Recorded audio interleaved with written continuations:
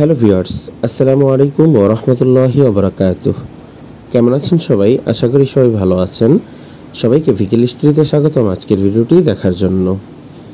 ভিডিওতে দেখতে পাচ্ছেন একটি হিনো একে 1 চ্যাসিস ওয়াশ করা হচ্ছে। না, আজকে কোনো গাড়ির আপডেট দিব না, আজকে শুধুমাত্র একটি গল্প শোনানোর জন্যই মূলত এই ভিডিওটি বানানো। এই চ্যাসিস ওয়াশ করাটা দেখতে দেখতে আপনারা সেই গল্পটা একটু শুনুন, আশা করি ভালো লাগবে বা কিছু একটা ধারণা পাবেন। গত 7 থেকে 8 মাস আগের কথা। জাপানিদের বিশেষ একটি টিম, 4 থেকে 5 জনের একটি টিম বাংলাদেশে আসে, যাদের মূল উদ্দেশ্য ছিল বাংলাদেশে যে হিনো গাড়িগুলো চলাচল করছে সেগুলোর অবস্থা এবং সেগুলোর তথ্য সংগ্রহ করা। কীভাবে চলাচল করছে, কতটুকু টেকসই, হিনোর চাহিদাটা কেমন, এই জিনিসটা বোঝার জন্যই মূলত তারা বাংলাদেশে আসে। যেহেতু বাংলাদেশ হিনোর একটা ভালো কাস্টমার, সুতরাং তারা এই বিষয়টা একটু তদারকি করার জন্যই বাংলাদেশে আসে। সেই সাথে তাদের আরেকটি উদ্দেশ্য ছিল যে বাংলাদেশে হিনোর আপডেট কোনো ভার্সন লঞ্চ করা, এবং সেটা কতটুকু সফল হবে, মালিকপক্ষ তারা কতটুকু এই নতুন প্রোডাক্টটাকে নিবে, সেই একটা চিন্তাভাবনা নিয়েই তারা মূলত বাংলাদেশে আসে। এবং বাংলাদেশের যে স্থানীয় ডিলার রয়েছে নাভানা, তারা সেই জাপানি টিমদেরকে সাথে নিয়ে দেশের বিভিন্ন জায়গায় তারা ঘোরে এবং তাদের যে জাপানি গাড়িগুলো রয়েছে তথা হিনো গাড়িগুলো রয়েছে সেগুলোকে একটু ঘুরিয়ে ঘুরিয়ে দেখায়। বিশেষ করে ঢাকার যে অভি মোটরস রয়েছে, হানিফ এন্টারপ্রাইজের নিজস্ব অভি মোটরস, সেখানে তাদেরকে নিয়ে আসা হয়। এবং চট্টগ্রামের মোস্তফা যে বডি ওয়ার্কশপ রয়েছে সৌদিয়া পরিবহনের, এই ওয়ার্কশপে ঘোরানো হয়। তথা আমার জানা মতে এই দুইটি ওয়ার্কশপ ঘোরানো হয় নাভানার পক্ষ থেকে, নাভানার অফিসিয়াল টিমের পক্ষ থেকে সেই জাপানি টিমদেরকে।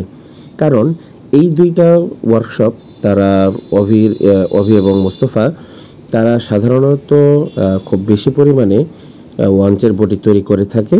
তো সেই সুবাদেই মূলত তাদেরকে এই দুই ওয়ার্কশপে নিয়ে আসা হয়, তাদেরকে একটু ঘুরিয়ে দেখানো হয়। এবং ওয়ার্কশপ মালিকদের সাথে কথা বলে তারা যে জিনিসটা জানতে পারে, তারা তা শুনে তারা রীতিমতোই অবাক হয়ে যায়। তার কারণ হচ্ছে তাদের ধারণা ছিল, বা তাদের দেশেও যেটা হয় অথবা বহির্বিশ্বে যে জিনিসটা হয়, যে একটা গাড়ি সাধারণত 5 থেকে সর্বোচ্চ 10 বছর পর্যন্ত ব্যবহার করা হয়ে থাকে, তারপর তারা নতুন কোনো প্রোডাক্ট ব্যবহার করে। কিন্তু বাংলাদেশে সম্পূর্ণ চিত্র হলো ভিন্ন।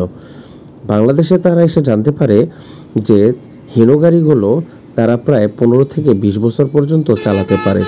শুধু তাই না, বরং বিভিন্ন হাত বদলি করে তারা চালায়। যেমন হানিফ এন্টারপ্রাইজ, তারা তাদের বেশ কয়েকটি গাড়ির উদাহরণ দেখিয়েছে যে এই গাড়িগুলো আমরা এত বছর চালিয়ে, যে 10 বছর বা 12 বছর চালিয়ে এই গাড়িগুলো বিক্রি করেছে আমরা অন্য একটি কোম্পানির কাছে, তারা আরও 4-5 বছর চালিয়েছে। যেমন শান্তি পরিবহন, তাদের কথা, বা অন্যান্য আরও অনেক পরিবহনে যারা নিয়েছে, শুধু হানিফের গাড়ি না, এরকম অন্যান্য অনেক কোম্পানির গাড়ি রয়েছে যারা বিক্রি করেছে তাদের গাড়ি, সেই পুরান গাড়িগুলো অন্যরা কিনে তারাও চালাচ্ছে বেশ ভালোভাবে। তো এই জিনিসটা শুনে তারা রীতিমতো অবাক হয়েছে জাপানি টিম, যে কি বলে হিনো এতটা বাংলাদেশে ভালোভাবে চলতে পারে, বা বাংলাদেশিরা হিনোটাকে এরকম রাফ টাফভাবে ইউজ করে, এই জিনিসটা শুনে তারা রীতিমতোই অবাক। এবং তারা অনেকটা নাভানাকে আশা দিয়ে গিয়েছে যে তারা ইচ্ছুক বাংলাদেশে হিনোর নতুন কোনো মার্কেট বা হিনোর নতুন কোনো আপডেট ভার্সন লঞ্চ করতে তারা যথেষ্ট ইচ্ছুক। তো এই চেসিসটা ওয়াশ করা দেখতে গিয়ে এই ঘটনাটা মনে পড়লো, তাই আপনাদের সাথে শেয়ার করলাম। আর হ্যাঁ, আরেকটি কথা বলে রাখি, এটা হানিফ এন্টারপ্রাইজের চেসিস না, ডেলকো মোটরস থেকে এই চেসিসটা নিয়ে আসা হয়েছে হানিফ এন্টারপ্রাইজের অভি মোটরসে ওয়াশ করানোর জন্য। বাস এতটুকুই। আল্লাহ হাফেজ, আসসালামু আলাইকুম।